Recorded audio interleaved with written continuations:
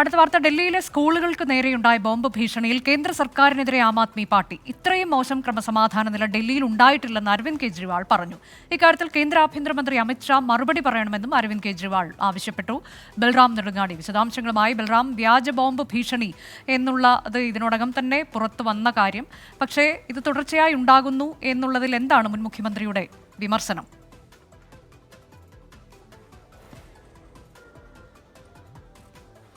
അനുജ, ഡൽഹിയിൽ തുടർച്ചയായി ഇത്തരത്തിലുള്ള ഭീഷണികൾ ഉണ്ടാകുന്നു. ഇന്ന് 40 സ്കൂളുകൾക്കാണ് ഇത്തരത്തിൽ ബോംബ് സ്ഥാപിച്ചിട്ടുണ്ട് എന്നും $30,000 നൽകിയില്ല എങ്കിൽ ആ ബോംബുകൾ പൊട്ടിച്ച് സ്കൂളുകൾ തകർക്കും എന്നുമുള്ള ഭീഷണി ഇമെയിൽ സന്ദേശം ലഭിച്ചത്. ഈ ഘട്ടത്തിലാണ് മുൻ മുഖ്യമന്ത്രി അരവിന്ദ് കെജ്രിവാൾ കേന്ദ്ര സർക്കാരിനെതിരെ ആഞ്ഞടിച്ചിരിക്കുന്നത്.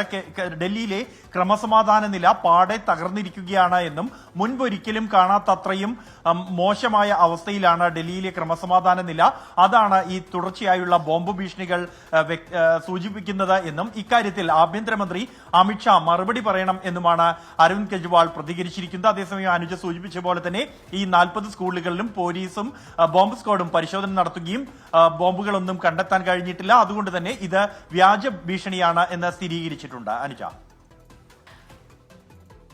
അരവിന്ദ് കെജ്രിവാളിന്റെ വിമർശനം, അതിന്റെ വിശദാംശങ്ങളാണ്. കേന്ദ്ര സർക്കാരിനെതിരെയുള്ള വിമർശനം, അതിന്റെ വിവരങ്ങളാണ് ബൽറാം നെടുങ്ങാടി നൽകിയത്.